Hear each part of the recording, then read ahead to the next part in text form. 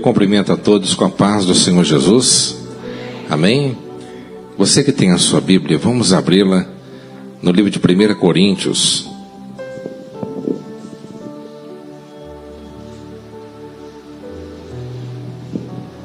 Capítulo 15.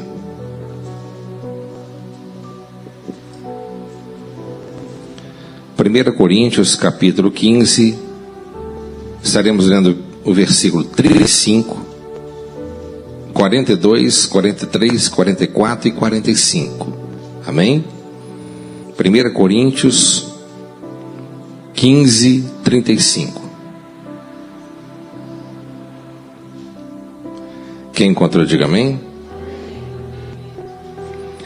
Entretanto, é possível que alguém questione: como ressuscita os mortos? E com que espécie de corpo ressurgirão? 42. Assim será como a ressurreição dos mortos. O corpo que é semeado é perecível, e ressuscita imperecível. É semeado em desonra, mas ressuscita em glória. É semeado em fraqueza, porém ressuscita em poder.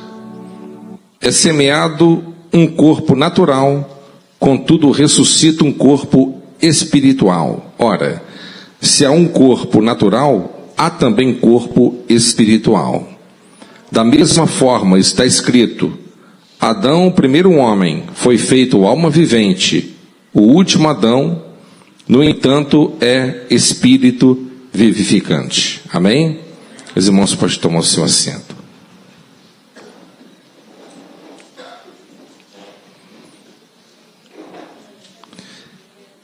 Eu quero falar nesta noite, meus irmãos, sobre um assunto importante e interessante para nós.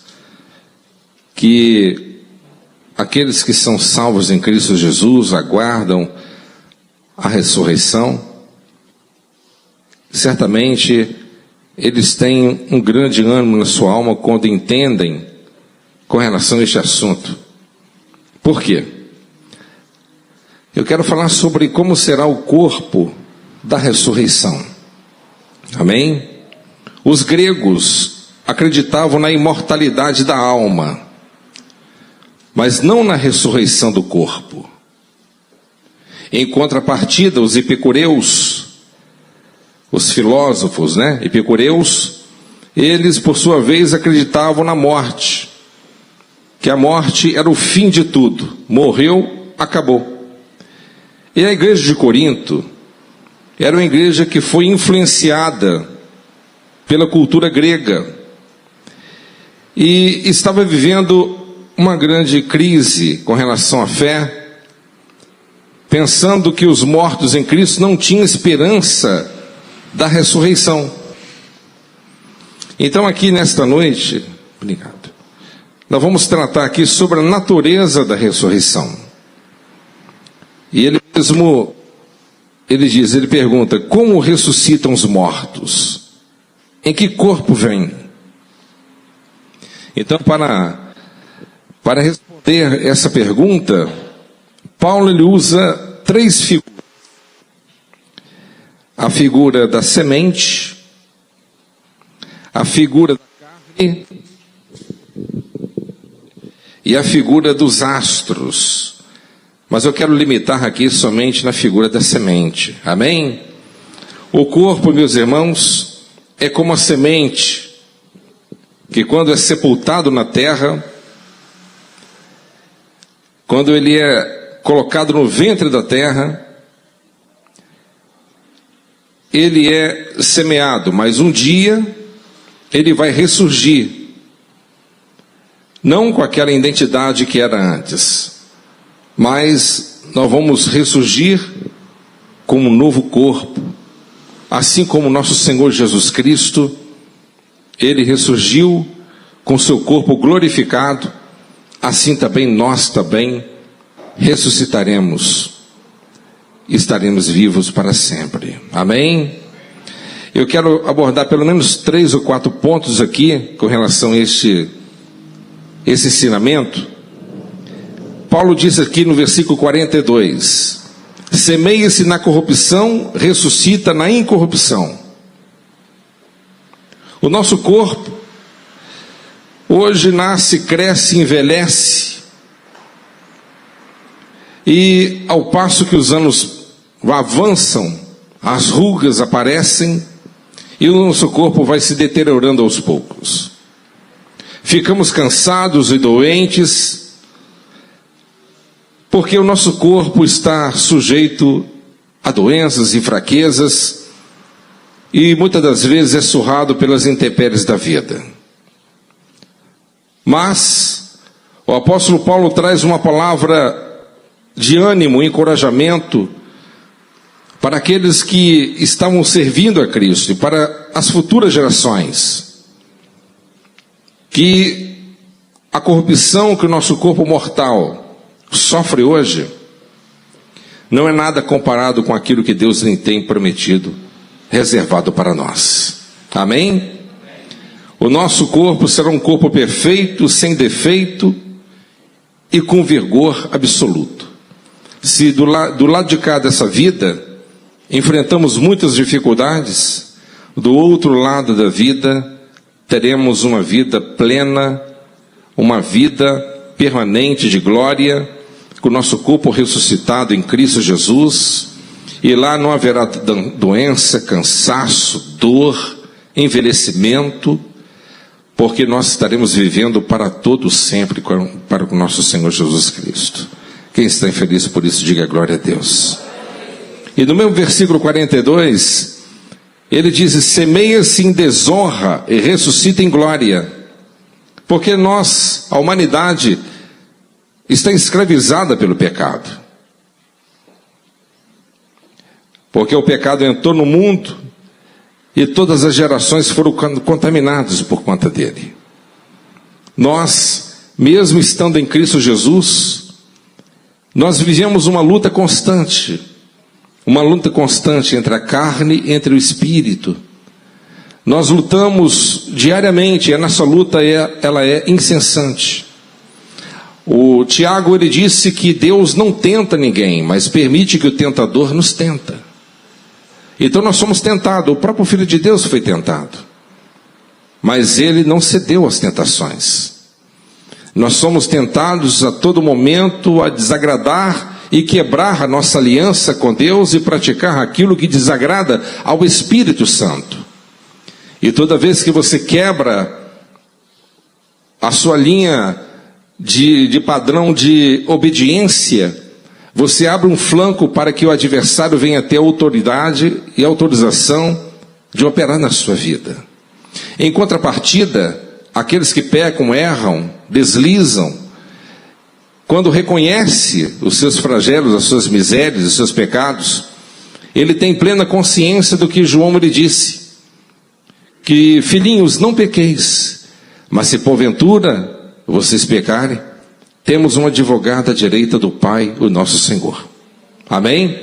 Então, meus amados irmãos, a humanidade é escravizada pelo pecado. Lutamos constantemente contra o pecado. Como diziam os antigos puritanos, o pecado, ele é maligníssimo e não há proveito nenhum nele. Tudo na vida há um proveito. As lutas, a dificuldade, as tentações, as provações, até a morte. Mas o pecado não há bem nenhum nele, né? O pecado nos afasta de Deus. O pecado te afasta e te distancia de Deus. O pecado tem o poder de levar você a ficar solitário, sozinho, porque o Espírito Santo, ele aparta daqueles que vivem uma vida de pecado.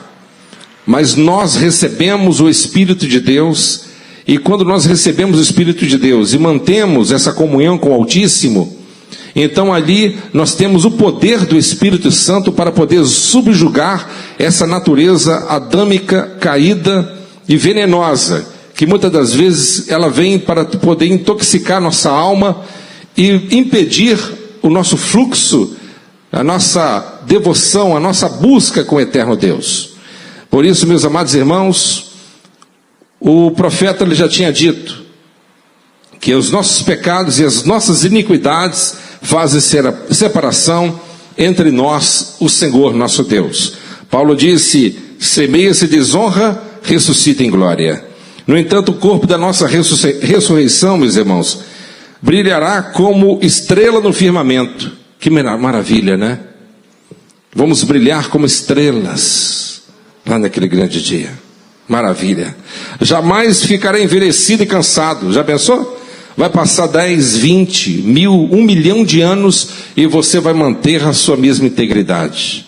Não vai mudar, né? Nós vamos ver um dia Jesus Cristo. Será, pastor? A Bíblia diz: bem-aventurados os limpos de coração, porque esses verão a Deus. E ele mesmo dirá: servo bom e fiel, foste fiel no pouco, no muito te abençoarei. Entra no gozo do teu Senhor.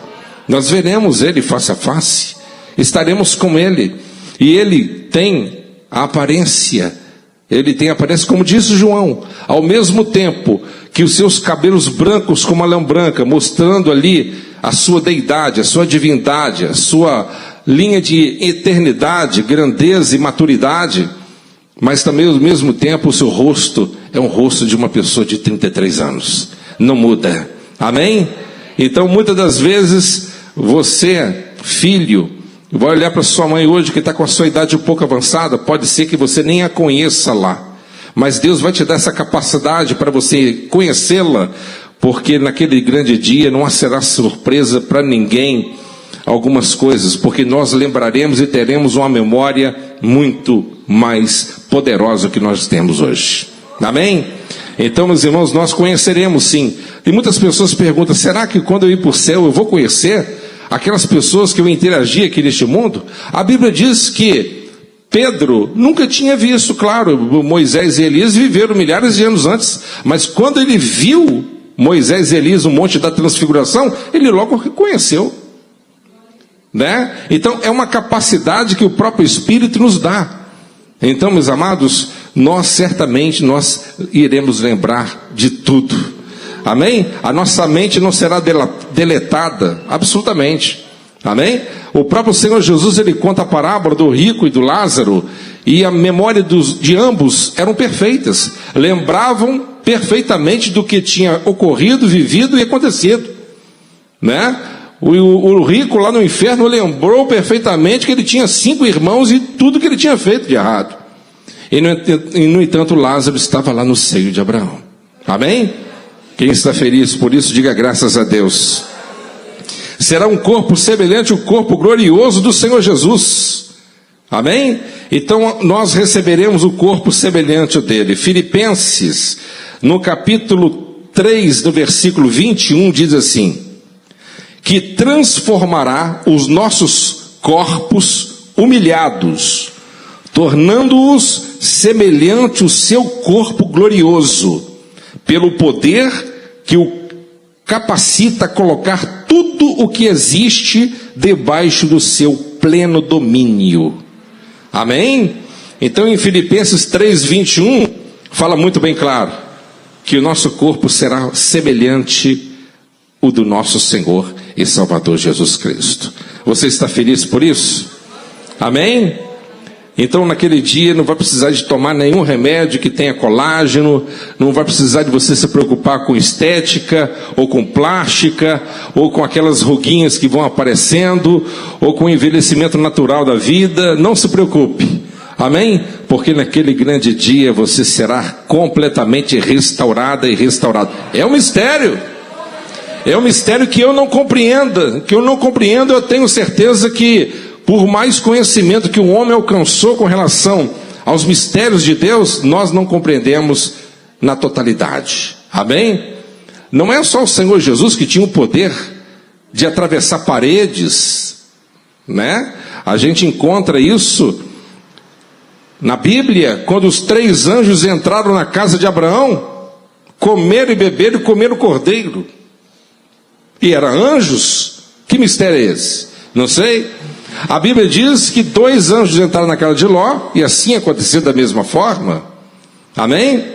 Pode ser que muitos, a Bíblia diz que muitos conversavam com anjos não pensando que eram anjos. Eles podem ele pode tomar forma do que eles quiserem. Amém? É um mistério muito grande. Amém? É um mistério muito grande. Os apóstolos estavam reunidos e de repente Jesus passa pela parede, cumprimenta todos, come pão e bebe o vinho, come com eles e depois ele sobe aos céus. Não precisou de abrir a porta, ele passou pela parede, mas ao mesmo tempo era matéria. Então assim também será cada um de nós. O seu corpo não é desprezível. Assim como diziam os filósofos gregos, que o nosso corpo, ele é desprezível e não serve para nada. Não, a Bíblia diz que os nossos corpos serão testemunhas daquilo que nós fizemos aqui na terra. Amém? Se a sua carne, ela foi usada para satisfazer as suas luxúrias, os desejos da sua carne, também sofrerá também até mesmo no inferno. A Bíblia diz que os vermes não morrerão. Me imagine só. O sofrimento não somente será na sua alma, mas também na carne também. Quem me compreende? Amém? Terceiro ponto na nossa reflexão, no versículo 43, Paulo diz assim: semeia-se em fraqueza e ressuscita em poder. Irmãos, no nosso corpo há muita fraqueza. Hein? É muitas fraquezas. À medida que avança o tempo, certamente você vai sentindo o peso disso. Temos limitações intransponíveis. E à medida que os anos passam, o nosso corpo torna-se mais débil, mais fraco, nossas mãos, como dizem em Eclesiastes, descaídas, e os nossos joelhos se tornam trópegos. Mas todavia, meus irmãos, o corpo da nossa ressurreição será um corpo poderoso. Amém? Você crê nisso? Se o próprio Filipe, né, ele foi transladado em vida de um lugar para o outro, quase 40 quilômetros de distância, porque estava cheio do Espírito Santo. Imagine quando nós chegarmos na glória. Assim como Jesus, ele estava no lado, estava no lugar, está no outro, está em outro lugar, Deus também nos dará essa capacidade de deslocamento, algo incrível, algo que nós temos dificuldade de entender e compreender, porque nossa mente é limitada demais. Mas Deus prometeu tudo isso para aqueles que creem no seu nome. Nós não teremos limitações. Quando Jesus ressuscitou, ele recebeu o corpo de glória. Como já disse, ele estava numa casa, não precisou nem de abrir a porta. Amém? Ele saía de Jerusalém e aparecia na Galileia, sem precisar de percorrer uma longa distância. Amém?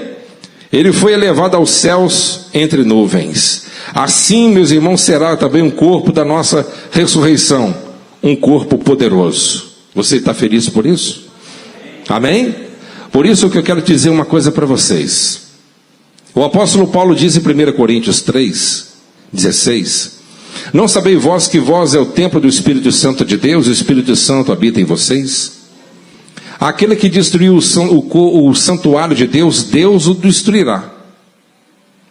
Então o seu corpo, quando você levanta sua mão para Cristo e diz que você reconhece que Cristo é o seu Senhor, o seu corpo não é seu mais, pertence ao Senhor.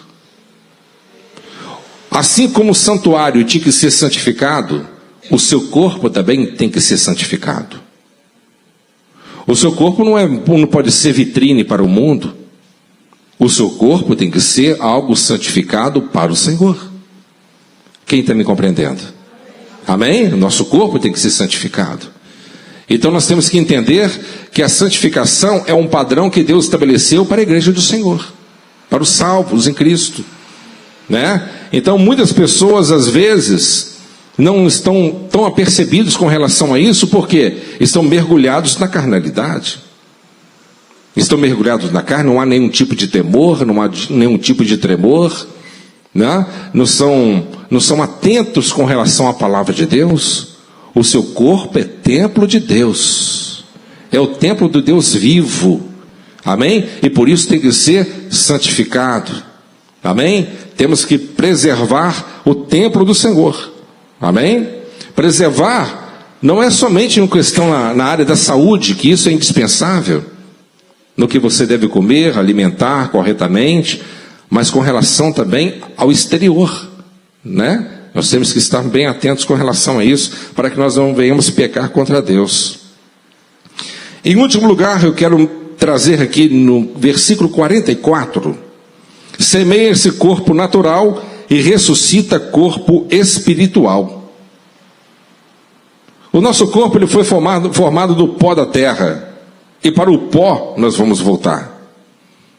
Por isso, meus irmãos, assim como o corpo terreno ele traz a imagem do primeiro Adão, o segundo corpo também trará a imagem do segundo Adão. Quem é o segundo Adão? Jesus Cristo perfeito.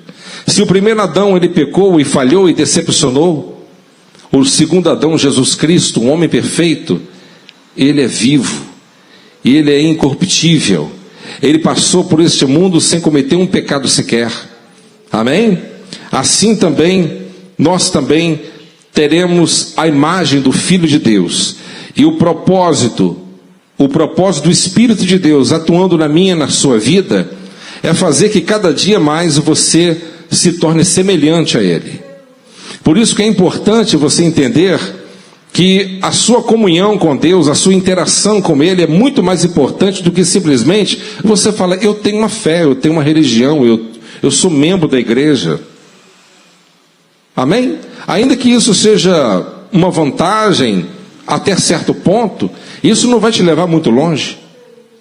O que faz a diferença na vida de um homem, da mulher, que diz que serve a Deus, é a sua comunhão com Ele, é o andar, é o caminhar com Ele. O que salva você não é simplesmente o conhecimento, mas você ter o conhecimento com relação ao Deus Todo-Poderoso que Ele realmente representa para você. Amém? Por isso, o apóstolo Paulo, com muita propriedade, ele discutiu com relação a este assunto, dizendo para o povo de Deus, dizendo o seguinte, vocês têm que ser sóbrios e terem entendimento com relação a isso. Havia muitos naquela época que achavam que morreu, acabou, é como um bicho. Não, nós vamos morrer, mas nós vamos ressuscitar também em corpo. Amém? É um mistério muito grande. Imagine quantas pessoas já morreram ao longo desse mundo. Cristãos, servos de Deus, os seus restos mortais já viraram pó, mas do pó vão ter que se juntar com uma visão de Ezequiel. Pastor, não entendo isso, nem eu. Imagina quantos crentes morreram em naufrágios, não é? Quantos cristãos? Titanic, tinha crente lá? Não tenho dúvida, não é? Passagem de Drake, quantos navios afundaram lá em Drake? Né? Quantos lugares terríveis no alto no mar e etc. Quantas pessoas foram comidas por animais, com peixes? E aí, aonde que estão os seus restos? Não sei, não faço ideia, mas a Bíblia diz que os seus corpos ressuscitarão. Amém? Se unirão à sua alma naquele grande dia. Então, meus amados, é algo glorioso, algo tremendo e glorioso que Deus prometeu para cada um de nós. Amém? Por isso nós não devemos estarmos desesperados com relação a absolutamente nada nessa vida. O que Deus prometeu para os cristãos, para aqueles que o seguem, é algo que, como Paulo, ele repetiu o que o profeta tinha dito. O que os olhos não viu, o que o ouvido não ouviu, o que não penetrou no coração do homem, é tudo aquilo que Deus preparou para aqueles que vos amam. Amém? Então Deus, meus amados, preparou algo maravilhoso. Por isso que o cristão verdadeiro, autêntico, cheio do Espírito Santo, ele não tem medo de nada. Ele não tem medo de perseguição, não tem medo da morte, não tem medo de doença, não tem medo de crise, não tem medo de pandemia, não tem medo de absolutamente nada. Ele tem medo apenas de uma coisa, de pecar contra o Senhor e entristecer o seu espírito. Porque ele sabe que a sua vida está na mão daquele que o chamou, aquele que o convocou, aquele que te elegeu antes da fundação do mundo. Você é feliz por isso? Você sente o chamado de Deus na sua vida? Você sente o chamado do Senhor na sua vida? Se você ainda não sente, eu convido você a buscar o Senhor. E ainda que você não ouça a voz dele, mas clame ele: Senhor, tenha misericórdia de mim. Coloca o desejo da salvação na minha alma. Eu estou na tua casa há anos, ainda não sinto a tua presença, nunca ouvi a tua presença, o ecoar do teu Espírito em mim. Eu ainda não obtive uma experiência genuína com o Senhor. Não sinto que há vida em mim. Tenho um conhecimento, mas a graça ainda está longe. Abra teu coração, abra tua mente e fale com o Senhor. Abra tua boca e fale com o Senhor. Porque nós não podemos, de forma em hipótese alguma, estamos seguindo um segmento religioso, ou estamos aí reunidos na fé, mas cegamente.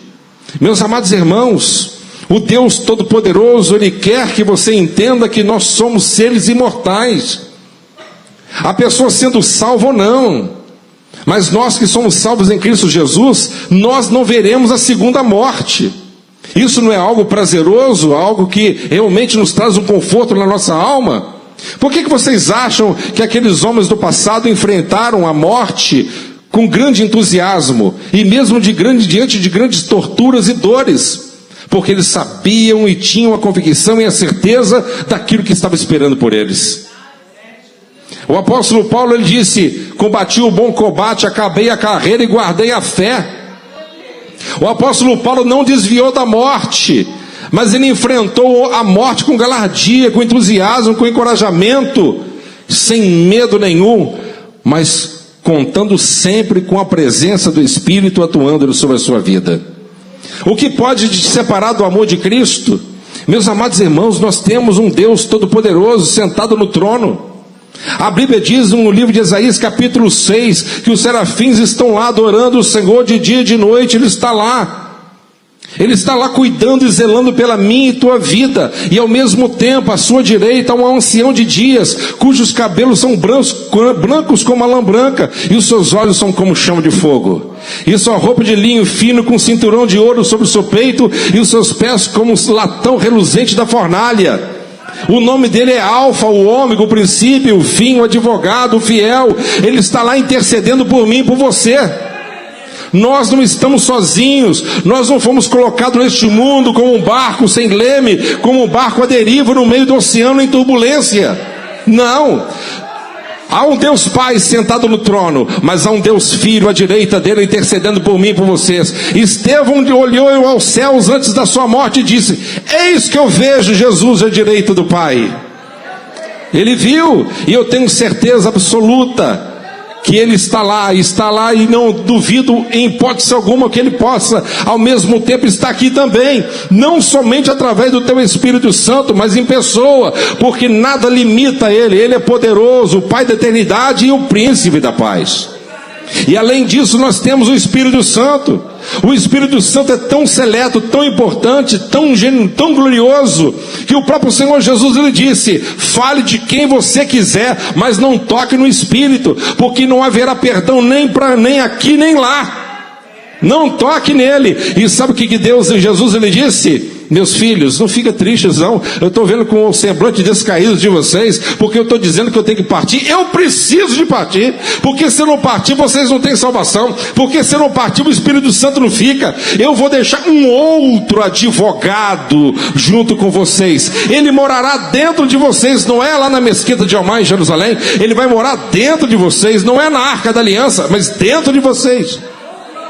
E viverá com vocês para todo sempre. Então nós temos o Espírito Santo. Sabe por que o diabo não pode comigo nem com você? Porque assentado no trono tem um Deus poderoso. Porque à direita dele tem Jesus, e o nome dele diz em Filipenses capítulo 2: em cima do céu, embaixo da terra, debaixo da terra, não há um nome tão poderoso como o dele. E além disso, a terceira pessoa da Trindade está dentro de nós, é o Espírito Santo. Como que o diabo pode ter alguma coisa conosco? Ainda que nós não temos o poder da invisibilidade, ainda que nós não temos o óculos, aqueles equipamentos noturnos para que nós possamos ver, né, o invisível, mas nós temos o Espírito Santo que nos dá o poder da invisibilidade e também da capacidade de discernir quem está invisível diante de nós, que são eles.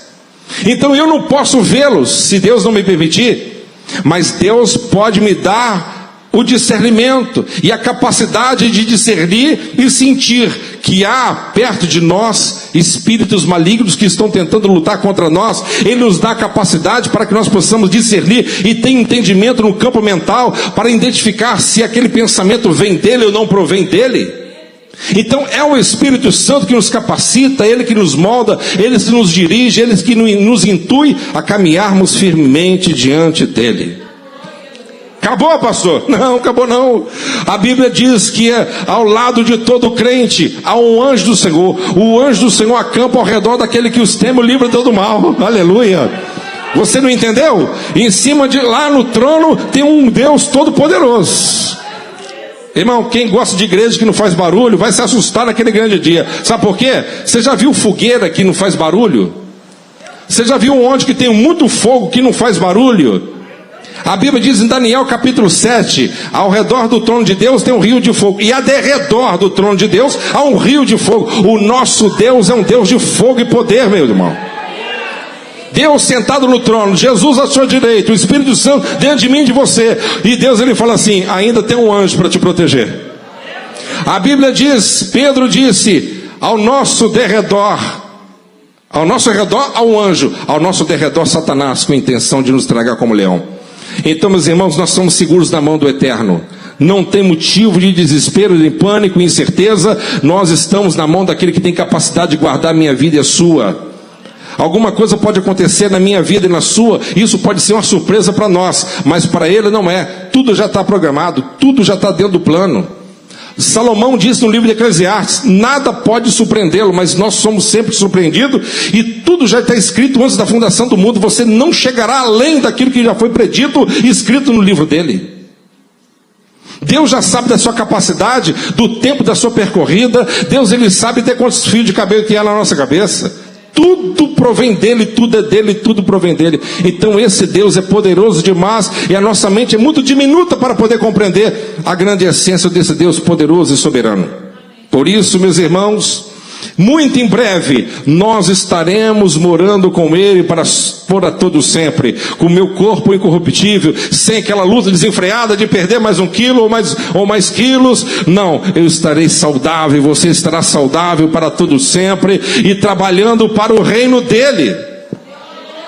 Eu vi poucos glória a Deus agora. Eu já vi muita gente falar assim: se eu soubesse quem inventou o trabalho, eu mataria ele, eu queria ficar à toa pro resto da minha vida. Você já ouviu gente falar assim? Eu já, porque a maioria das pessoas odeiam trabalhar na segunda-feira. Eu odeio o trabalho. Meu irmão, faça isso não. Faça isso não. Jesus, ele disse: meu pai trabalha até agora e eu também trabalho, meu filho. A gente vai lá para o céu não é para sentar em cima de uma nuvem qualquer, ouvindo um serafim cantando, ou qualquer anjo com a harpa na mão, tocando melodias por toda a eternidade, com aquela vida monótona como os incrédulos imaginam. Mas nós teremos muitas atividades, nós teremos muitos trabalhos ao lado do nosso Rei Jesus.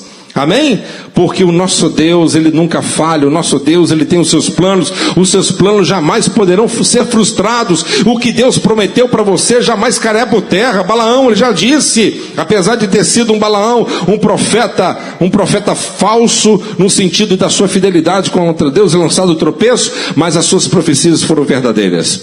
Deus não é homem para que minta, nem filho do homem para que se arrependa. Então, meus irmãos, nós estamos caminhando e cavalgando para o céu. Você está feliz por isso? Amém? Estamos caminhando para o reino do Senhor. Nada pode nos impedir a nossa jornada. Então, se alguém te fizer uma pergunta, morreu, acabou? Acabou nada, vai começar. E o corpo vai ficar no chão? Por enquanto vai, mas um dia vai ressuscitar. E lá a gente vai ser só alma, a gente não vai comer nada. Irmãos, é um mistério profundo. Se vai ter mesa, se vai ter ceia, vai ter comida. Se tiver comida, amém, pessoal? Vai ter bicho lá, pastor? A Bíblia diz que Jesus vai vir sentado no cavalo branco. Se tem cavalo, pode ter outros. Amém, pessoal? Eu acredito que vai ter um aras particular. Eu quero só ver de longe. Quando eu era pequeno, não me lembro o filme, mas eu ficava fascinado. Eu tinha, não sei, uns 8 anos de idade. Tinha um filme que passava na televisão, de vez em quando eu repetia. Que era um menino que encontrava com um cavalo alado, que é uma coisa espetacular, um cavalo de asa. Foi uma coisa assim, meio mitológica, né? E aquilo ficou na minha cabeça e nunca sai. Depois que eu converti, eu falei assim: meu Deus, esse mistério, quem sabe pode existir? Pelo menos com Jesus existe. A Bíblia diz que ele vai vir sentado no cavalo branco, com as roupas de linho fino, na sua coxa direita escrita Senhor do Senhor e Rei dos Reis, Senhor dos Senhores. Então, meus irmãos, tem coisas que nós não entendemos em toda a essência, mas o fato é que a esperança brota no nosso coração e nós confiamos naquele que falou, porque ele é fiel para cumprir. Quem está me entendendo, diga glória a Deus. Vamos colocar de pé, meus irmãos, porque Deus tem coisa gloriosa para mim e para você. Amém?